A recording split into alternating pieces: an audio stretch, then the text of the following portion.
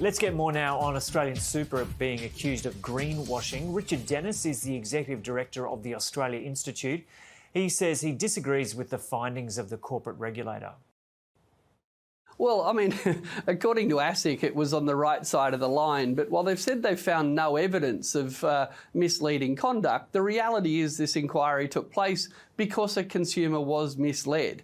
The reason this inquiry happened was that an Australian citizen who had put their money in Australian Super because they wanted to put their money into this socially aware fund, when they found out that it was money being lent to the fossil fuel industry, they were upset and they complained to ASIC because they felt like they were misled. Now ASIC turns around and says there's no evidence of people being misled.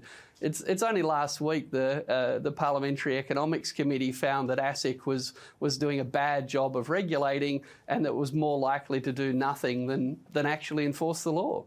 Okay, so what should be the rules around products marketed as socially aware or green?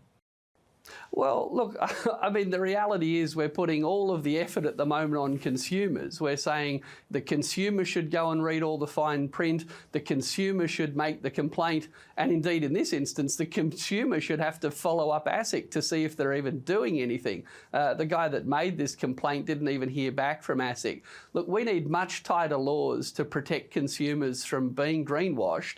But unfortunately, the government at the moment is trying to introduce new legislation that would stop individuals from actually taking action against firms that were greenwashing. The government's arguing just leave it to ASIC, but ASIC's just proved why it is that we probably should be able to pursue companies directly. Yeah, and so how do you feel about how this was raised and ASIC's approach overall? Well, I think that this guy was clearly misled, and I think a reasonable person would feel like they were misled, signing up to an aware product that says we won't invest in shares in fossil fuel companies, we won't do all sorts of things relating to fossil fuels. Oh, but we might actually lend money to fossil fuel infrastructure. Didn't you read the product disclosure statement closely enough? I think super funds know what they're doing here. If they want to make these claims about being socially aware, the onus should be on them to stay on the right side of the line, not the onus on consumers to effectively do the job of the regulator. And how effectively is ASIC operating here? Well, I think ASIC is being ineffective again. Unfortunately, this is going to lead to a reduction in faith by Australian consumers, a reduction in faith by people who do want to do the right thing, because unfortunately, when they see a story like this tonight, they think, oh, what's the point? Well, there are companies out there doing the right thing, but when the regulator won't punish companies that are doing the wrong thing, indeed that the regulator won't even take action saying, we don't think it's misleading, it might have been tricky, it might have been a bit sneaky, but it's probably all right. The regulator is actually sending a terrible signal to Australian consumers. And so what's the easiest way for people to check up on what their money is being used for? Well, I think they should write to their super funds. I think they should ask direct questions. But really what they should be doing is demanding that the government puts the onus on the company. I think we have to be careful to not fall into the trap here of thinking that if we try hard enough as consumers, if we as individuals do our homework well enough, that maybe we won't get misled. I think the government, if ASIC really thinks this is on the right side of the line, then we need to redraw the line. And I think for people out there that are serious about climate change, that are serious about making sure their retirement savings aren't causing climate change, they should be saying to the government, if ASIC really thinks this is okay, then we need new laws, or as the parliamentary inquiry suggested, we probably need a much tougher regulator.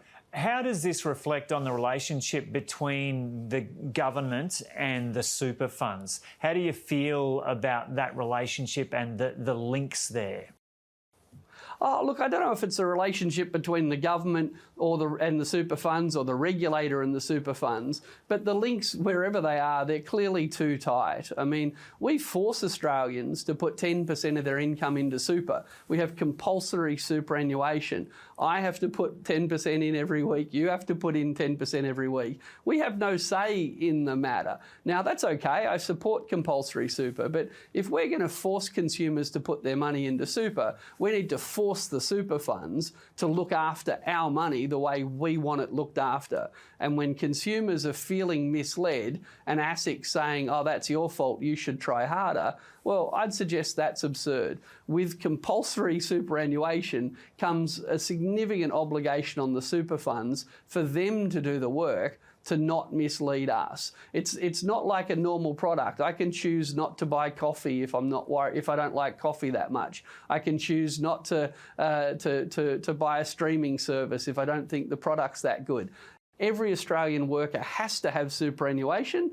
Again, a system I support. But if we're going to force people to buy the product, then we should force super funds to live up to their obligations and be well on the right side of the line. None of this grey area nonsense. Thanks for watching. If you like watching our videos, or if you learned something new, let us know by leaving a like. And if you share this video on your social media or send it to a friend, that really helps us to get the message out. See you next time.